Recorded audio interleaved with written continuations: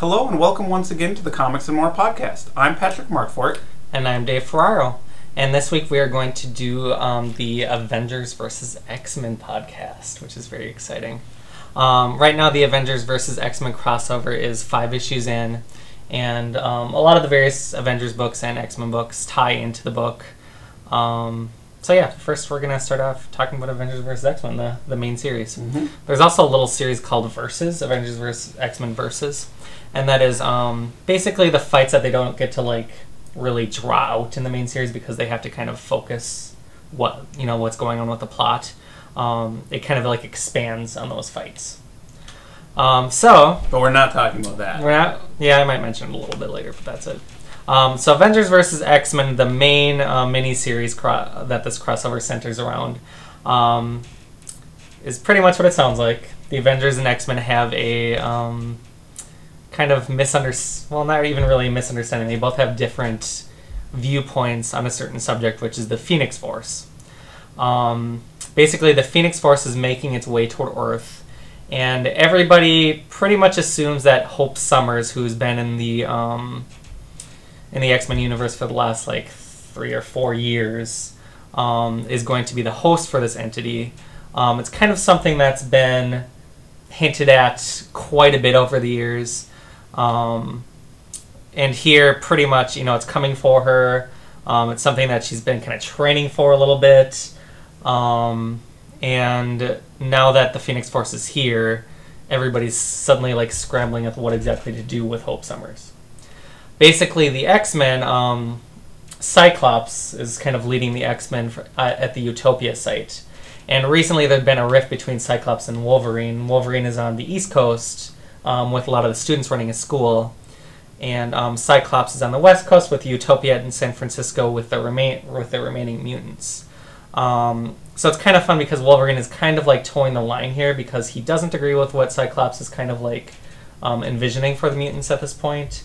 And Wolverine has been with the X-Men quite a bit lately, or with the Avengers quite a bit lately. So yeah, he's an Avenger and an X-Man. And there's a couple characters like that. Beast is also like on both that. Teams. So it's kind of fun to have Wolverine as kind of the viewpoint between them, and Hope kind of actually goes to him at one point as you need to make the big decision here if things start to get out of control. But the X-Men believe that Hope is kind of like a messiah. She's the first mutant that was born after Wanda Maximoff said no more mutants. And Cable kind of took her and kind of nurtured her and helped her grow up into this survivalist. Hope Summers is kind of seen by Cyclops and his group of X-Men as the person who will kind of usher the mutants into a new era. Mm-hmm. Right now they're an endangered species. They're on the brink of extinction. And the Phoenix Force is kind of this cosmic being that symbolizes rebirth. So they think that she could actually reignite the mutant gene, and mutants could have a new era, which is nice. And very optimistic. Mm-hmm. The Avengers, on the other hand, have seen what the Phoenix has done in the past. And obviously Scott Summers has too, so he's a little, he's kind of overlooking what happened to Jean, how it overtook her and made her go crazy and have to kill herself. But he's being very hopeful here that that's why the Phoenix Force is coming to Earth. But the Avengers are no. It's as it's on its way to Earth, it's completely destroying planets, it's feeding off of them. It's like an animal. It's not concerned about what you're concerned about. So they pretty much want to take Hope Summers into custody and kind of hide her from the Phoenix Force, which I don't really know how they would be able to do in the first place anyways. But that's basically the conflict here. It starts out with Captain America bringing his Avengers to Utopia and pretty much being we're taking Hope into custody, and Cyclops saying no. And a big battle happens. Then it's at on. Utopia. Yep, then it's on. Basically, while this battle is going on, Hope makes a run for it, and she kind of goes into hiding. She uses a lot of different tricks to kind of keep them off her trail for a while, until she actually sees, comes into contact with Wolverine. She seeks him out, And obviously there's spoilers in this, so I'm going to just go ahead and say things.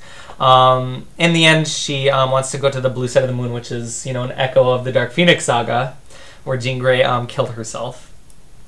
And here the Phoenix finally reaches Earth. And Tony's... the moon. The moon, yeah. Tony Stark tries to pretty much destroy the Phoenix Force with a device that he's created. And that backfires, and instead of the Phoenix Force just possessing Hope Summers, it has possessed 5 of the X-Men, which is Hope Summers, Cyclops, Emma Frost, Colossus, and Illyana Magic. Is that right? I haven't missed anybody? I was impressed you were going to attempt to name the ones that were part of it. Well, Your word for it. Well, obviously with crossover events like that, there's going to be changes. We don't know if it's going to be if the mutants are going to be reignited like they think, or these characters are going to be changed forever because they've been touched by this cosmic force. But obviously right now they're possessed. They have a great amount of power. We don't know what's going to happen next, but it's very exciting what's going on right now. And I mean, I'm assuming with a crossover like this that there's going to be some sort of a death. I think the most par for the course for these sorts of things, yeah. Isn't it? There are some very likely candidates here, but either way, things are obviously not going to be the same after this, and there's some really exciting clashes between these characters that's going on right now. Like one of my favorites in this series has been Illyana versus Doctor Strange. I thought was a really cool one. You saw a hint of it, which they're going to expand on in the Versus series. But there have been really cool ones, like Thing versus Namor. That was good. Yeah, Cyclops versus Captain America is kind of a classic one. So yeah, there's been some great kind of battles that we've seen already through here that you get to see more of in the Versus. One of the drawbacks in the Avengers books, like the New Avengers and the Avengers book, is that you pretty much just see the other side of some of these things that have been going on. So, like, in the first issue of Avengers versus X-Men, you have the X-Men's point of view, and then the Avengers are there, and they have that talk, and then the battle breaks out. In New Avengers, it pretty much shows them leading up to the battle and Captain America going there. So it's pretty much, you see the other side of the picture, pretty much. So it kind of draws it out a little bit, and it's a little lame that way. Like, you get another perspective on what's going on. But I just feel like it's kind of fluffing it a bit, you know what I mean, in some of these other titles. But for the most part, I mean, there's so many characters involved with this and so much potential for really cool battles that I think they do a pretty good job of carrying it throughout the other books and kind of showing some other things that are going on. Avengers Academy right now has the children from Utopia have been brought to Avengers Academy, and they're kind of just kind of prisoner there. And there's some really cool things that happen in that book as well. I've had Patrick read. He hasn't been reading the other Avengers titles or X-Men titles really up until this. So he got caught up on Wolverine and the X-Men, Uncanny X-Men, and Secret Avengers, so we could kind of talk about some of those tie-ins. I think I'll start with the Secret Avengers one. Okay. Rick Remender is doing this one. And he's somebody that we really enjoy his work on Uncanny X-Force. Oh yeah, for sure. So Secret Avengers has a team of characters who went into space to try to stop the Phoenix Force before it came to Earth. And that consisted of Thor, Captain Britain, Ms. Marvel, and a couple of other characters, Beast, some others, Marvel Boy. Yeah, who's now called the Protector, right? The Protector, that's I right. figured out that was Marvel Boy. I'm very proud of myself. Good. I'm impressed that you're remembering all these groups of characters. But well, I mean, that's a very distinct I didn't know group, who the Protector was, but I figured out through the dialogue. It's like, oh, that's the Grant Morrison Marvel Boy. I haven't read those comics for years, but it's cool that they brought him back into it. Yeah, and he's been in the Avengers off and on for a while. So cool. So what have you what have you thought about Secret Avengers? Well, Secret Avengers as a whole, looking at Rick Remender's whole run on it, which is everything that I read leading up to this, I loved, of course, which is no surprise. I adore Rick Remender's work on, I almost said Secret X-Men, but it's Uncanny X-Force. But Secret Avengers basically is the same premise applied to the Avengers, right? So it's sort of like a Black Ops group of Avengers. It's the Avengers, so they're not as dark. They don't kill people, but they kind of go on these secret kind of covert missions to try and stop these disasters before they happen, I guess, is sort of the premise of it. So pretty much everything that I enjoyed about Rick Remender's Uncanny X-Force was present here in his run on Secret Avengers, and I enjoyed in Secret Avengers. It's a great weird mix of characters. He brought Venom into it, the new Venom, which I thought is really cool. I like the new Ant-Man. It's just an odd, like Uncanny X-Force, it's an odd, fun mix, a lot of humor, sort of like a lighter version of what he's doing with Uncanny X-Force. So I really enjoyed it. And I like the art too. What was the name of the artist here? Gabriel Hardman is the regular artist on Secret Avengers. I really liked his work a lot. So Secret Avengers, just a great fun book by Rick Remender. The issues that cross over into Avengers versus X-Men are kind of interesting because it's not the regular Secret Avengers team. It's a whole separate team. A couple of them are on the Secret Avengers, but it's this just team of Avengers from the various teams kind of put together off on this specific mission. Yep, they kind of catered it to the mission. Yeah. Yes, they catered it to the mission. So it's sort of weird. I mean, in that way, it's sort of a disappointment, those issues, just because, you know, I like Secret Avengers. It would have been cool to see, like, those characters as a team involved in the Avengers versus X-Men crossover, but instead they're doing this separate story with this complete other group of characters out in outer space. Now, once again, like everything Rick Remender writes, it's very well done, it's very exciting, it's very compelling, it's very clever, so I enjoy it.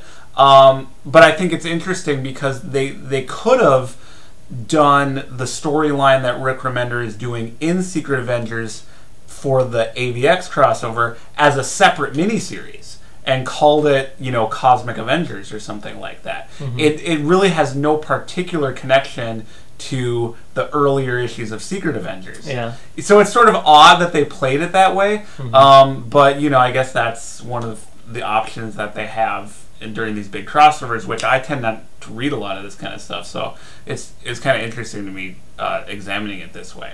So I really like Rick Remender's Secret Avengers. I really like the issues that cross over into AVX. I just thought it was sort of odd that it was almost like two separate series. Like, he kind of put his regular Secret Avengers stories on pause, assembled this whole new group of characters, put them out into space for the AVX crossover, and then presumably go back to his regular guys afterwards. Yeah, it's sort of odd. It could have been its own miniseries. He is doing some cool things with the Protector on the Kree homeworld.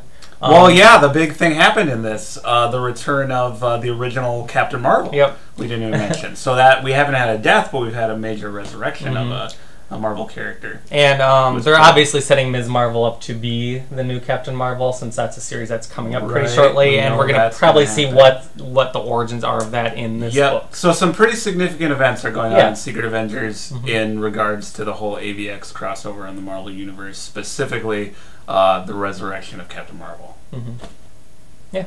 Cool. All right, let's talk about some of the other books involved in this crossover, the X-Men books. Cool. Will I get to go back and talk about the main book, or do we? Yeah, I thought we'd talk about that kind of as we were. Okay, sounds good. Ahead. No, keep going. Talk about it. No, go ahead. I'll follow your.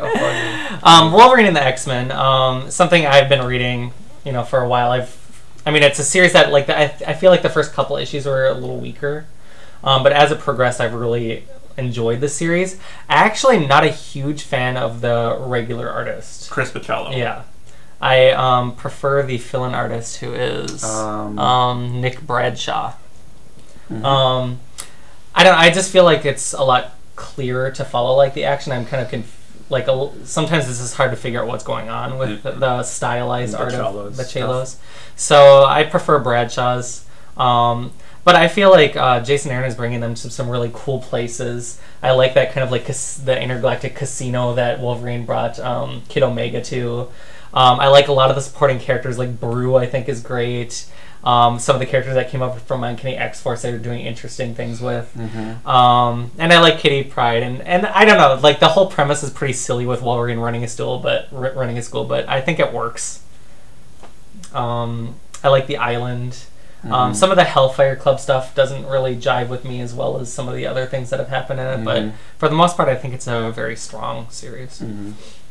Yeah, well, I gave a really negative review to the first issue of Wolverine and the X-Men. We reviewed the first issue of Wolverine and the X-Men and the first issue of Uncanny X-Men when they first came out, and I didn't really like either one of them that much, but I gave a real pretty negative, like, I hated Wolverine and the X-Men, that's what I said at the time. So, while it's not necessarily a retraction, because, I mean, that was my reaction to that first issue. Yeah, and the first issues weren't strong, and I don't think they sold it well with that first issue. I think that first issue, the way it was set up, really depended on you having a kind of excitement and investment about these characters going in, which not every reader is necessarily going to have. I mean, I suppose it's sort of a reasonable expectation, but so it didn't really seem like it was going to make a great series to me. But I remained kind of interested in it for a few reasons. You kept reading it, so it was one I would always kind of flip through just to kind of see where it was going, and it was an odd, quirky premise, and it kind of emerged as a fan favorite despite my negative review. People really seem to be talking about this one, and then the characters from Uncanny X-Force, which I've mentioned that I love, a couple of them I knew went over into this book. So I was kind of interested in trying it out again, so I wanted to read the entire run from the beginning, leading up to the AVX issues. So while it's not a retraction of my review for the first issue, which I stand by, I did not enjoy it, and I think I explained why, Wolverine and the X-Men is pretty fantastic. It was probably my favorite thing that I read of all these comics here, and it's the best thing that came out of, I think, reviewing all this, because I knew I was going to like Secret Avengers, because that's Rick Remender, but I'm really glad that I gave Wolverine and the X-Men another shot. Yeah. It's a great book. Yeah, and it focuses on the kids. Yes. But the kids are great. More than I thought it would. It's an odd, quirky book. There's not a lot of like adult charecters in it. I mean, I guess there's a handful. There's Wolverine and Kitty Pryde. The teachers you kind of see glimpses Iceman, and they have their storylines too. But I didn't anticipate what a kind of motley crew of characters these students would make. Like Brew, the little brood alien that you mentioned, is terrific. Of course, Quentin Quire, Kid Omega is a great character. The characters that came over from Uncanny X-Force, Angel, who's essentially a new character now, and Genesis, the boy who would be Apocalypse. Yep, and there's Kid Gladiator and his protector. It's just a funny, quirky book. Yeah, so great. I really enjoy it a lot. I mean, I would say, I went from giving a kind of negative review to one to really loving this book. And it doesn't seem silly to me now to have Wolverine in charge of this school. It's an odd fit, but it's a deliberately odd book that sort of wraps itself in its own quirkiness and really embraces the oddness and just has fun with the concept. There's so many comics are so dark still, and I feel like Marvel especially has certain books where the creators are just allowed to just have a lot of fun with it, like have Krakoa, have the school be taught or built on top of Krakoa, the living island. You know what I mean? It's just, there's a lot of fun things and the little Bamf's characters. It's an odd, quirky X-Men book, but it's really well done. I like Chris Bachalo's artwork a lot. It's correct that it is sometimes difficult to follow, but to me, his art style really fits the tone of the book. I mean, I've always liked Bachalo. He's done a lot of work with the X-Men over the years, and of course he's done other things too. I've always liked the look of his stuff. It's just a really odd, cool looking style that has become more and more and more and more stylized as the years have gone by. And I noticed he seems to be using a little more photo, like not photo referencing, but actual photographs as backgrounds in some of the panels. I've noticed that's been creeping in, so that's interesting. So his art, to me, is really interesting to look at and quirky. It can be a little bit difficult to follow. I think in my review of the first issue I said it can kind of have a claustrophobic, kind of boxed-in feeling. There's a lot of little kind of small panels that you really have to kind of get in there and decipher what's going on sometimes. There's a lot of dialogue, but I've sort of come to appreciate all of that as stylistic tropes that just go towards the general quirkiness and offbeat quality of Wolverine and the X-Men. So I think Bachalo is a really talented artist, and I think his talents are uniquely suited to this book. However, I also really enjoy the regular fill-in artist, Nick Bradshaw, whose art looks completely different from Chris Bachalo's. Their styles are nothing alike. Bradshaw is basically an Arthur Adams clone. Okay, so he draws very, very much like Arthur Adams, which I think is great because Arthur Adams, terrific artist, but has never been able to draw quickly enough to deliver a regular monthly series, or really even much serialized comic book content at all over his career. So if Marvel's found someone who can draw like him but deliver on a regular basis, filling in for Bachalo, that's great. So, and his style too, I think is kind of appropriate for him. I think so. Totally. Yeah. So, and it is clearer, easier to follow. So I like both. I like that they're both kind of the artists on this book. I think, I think Bachalo is considered the regular artist, with Bradshaw as the fill-in artist. Have we shown any covers? Oh, maybe not. Why don't we show a cover? The other thing about Wolverine and the X-Men has really unique covers like this one. So let's see. That was a cover by Bachalo, and this is by Bachalo too, right? Yeah, I think so. Yeah, this is another cover by Bachalo. Okay, so that's what his art looks like. And then this is Bradshaw, who's the fill-in artist. So their styles are completely different. Here's one with a bunch of brood and a pregnant kitty pryde on the cover. So their styles are completely different, but they're both really appropriate for the book.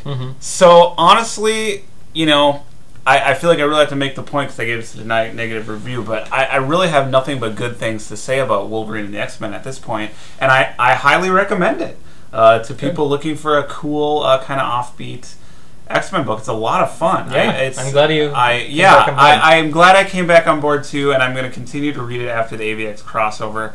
This is a great cover too. I really like the colors on this one. This is part of the AVX crossover with Red Hulk versus Iceman. They've done a lot of cool things with Iceman in this book. So yeah, in general, Wolverine and the X-Men is really cool. In regards to how they are involved in the AVX crossover, we didn't really discuss too much. I have a tough time remembering what happened in each of these individual And this books. one, Scott actually came to the school. Yeah.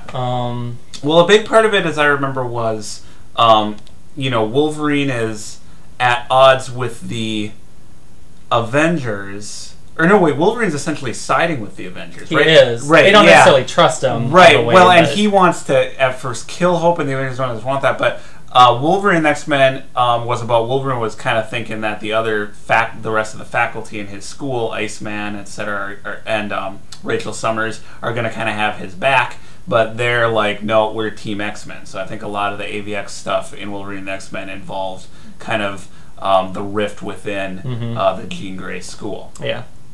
Yep. And these ones are kind of on the fringe a little bit. Wolverine and the X-Men and Secret Avengers. They're kind of, but those are the kind of books that I like. Yeah, they're sort of oddball books. They're sort of with quirky fringe characters. So yeah, they're not as directly involved in the big events in Avengers versus X-Men as let's say Uncanny X-Men. This is probably like the main X-Men book, don't you think? It seems like it is to me. It seems it's like the most popular X-Men book for sales and stuff.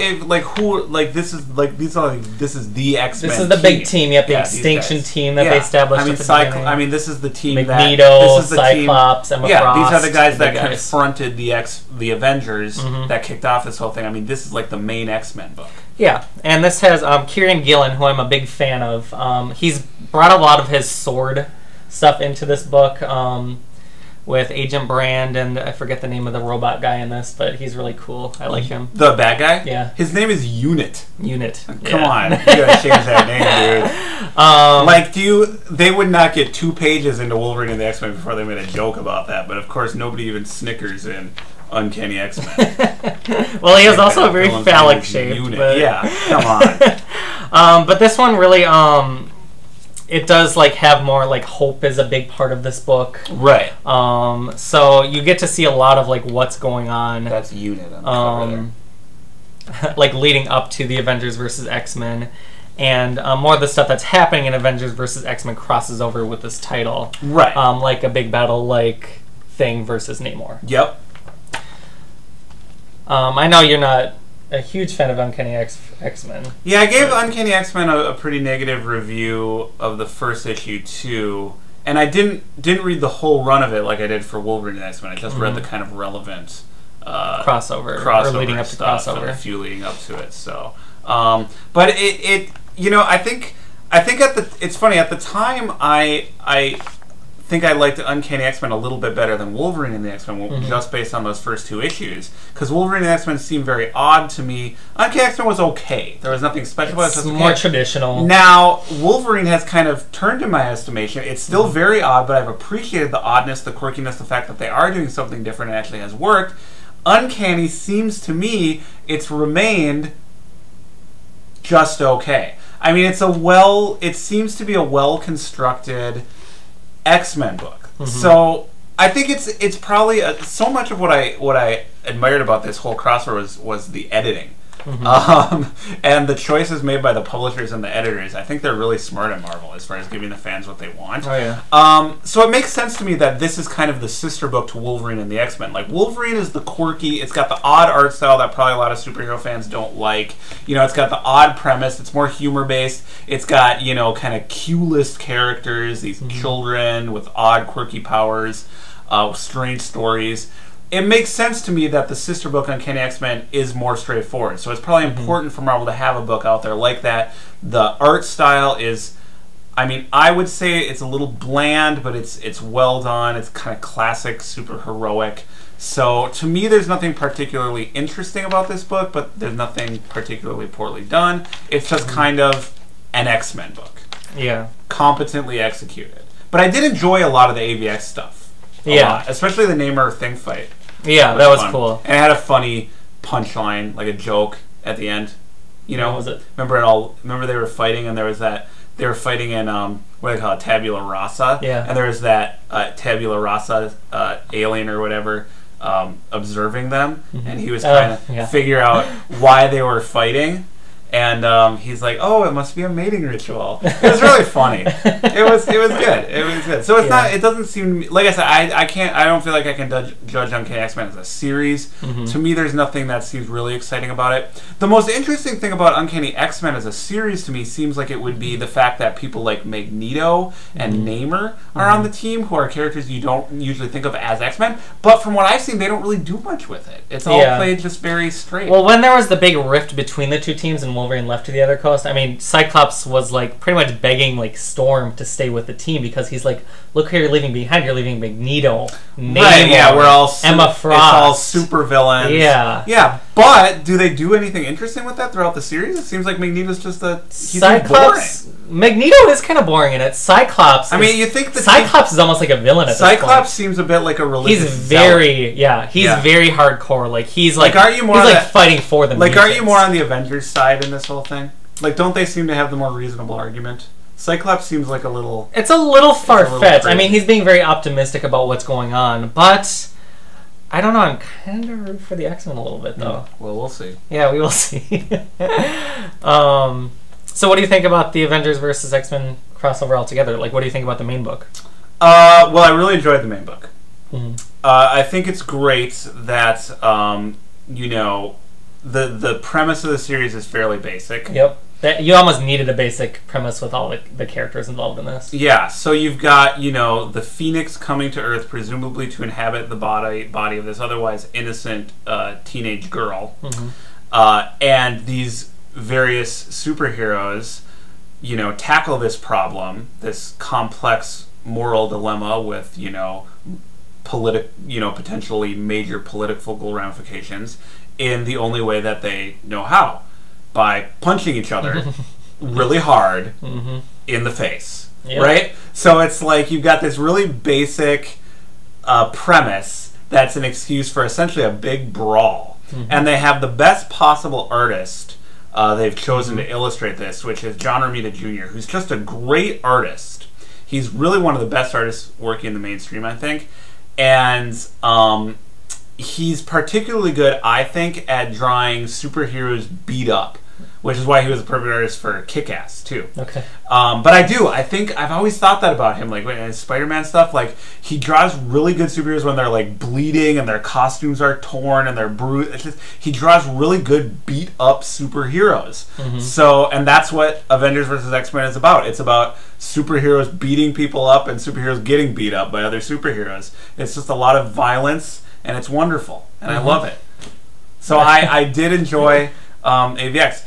It's, you know, there's not a lot of nutritional value here. You know, it really is exactly what it sounds like. But it's a lot of fun. Talk about giving the audience what they want. And that's why I kind of admire the editorial thinking behind it. It's just smart. You know what I mean? In some respects, I admire it in the way that you would admire like a well-made piece of furniture. Like it's less art than it is like a really functional object. Like it works well. Yeah. And you sort of admire the craft of it.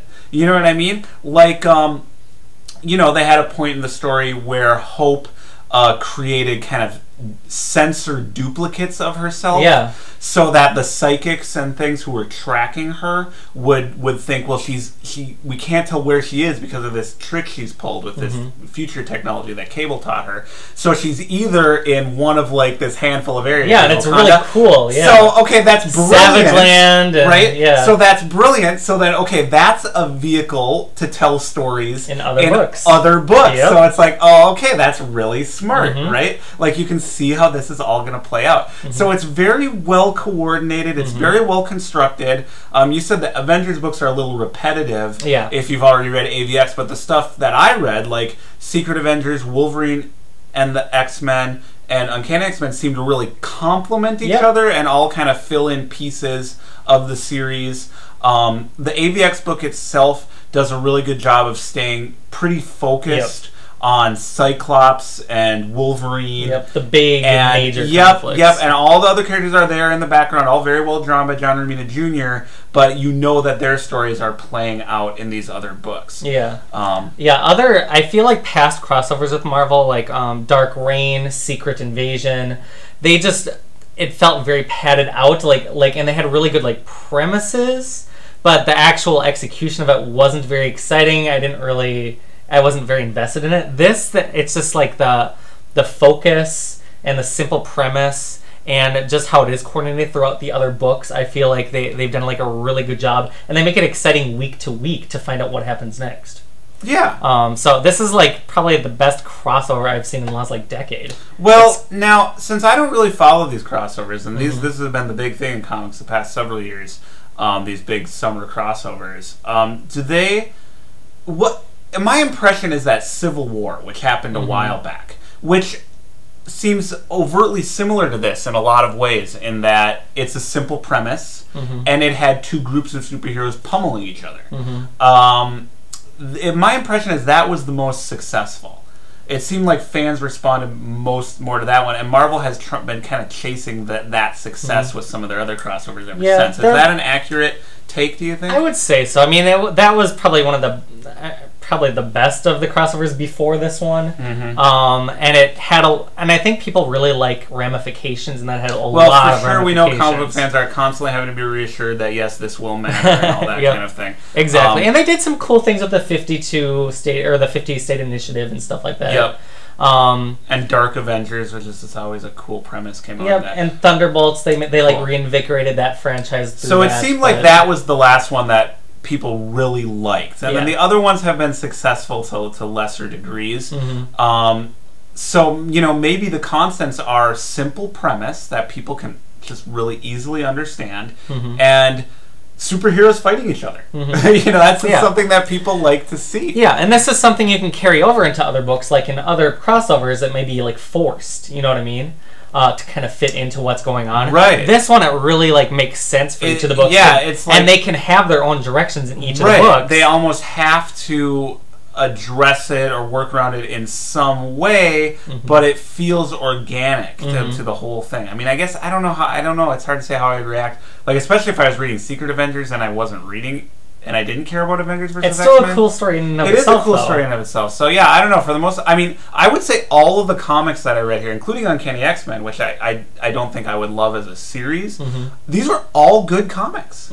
You know, you do kind of wonder. It's like only at the halfway point now. Yeah. And I mean, this is a lot of comics that we read. It's like, you gotta think there's people out there just reading every single tie-in book. You know, it's like when you start looking at that, it does seem a bit excessive. It does seem a bit much. But essentially, I mean, Marvel's giving people what they want. I mean, if people wouldn't buy it, they wouldn't publish it.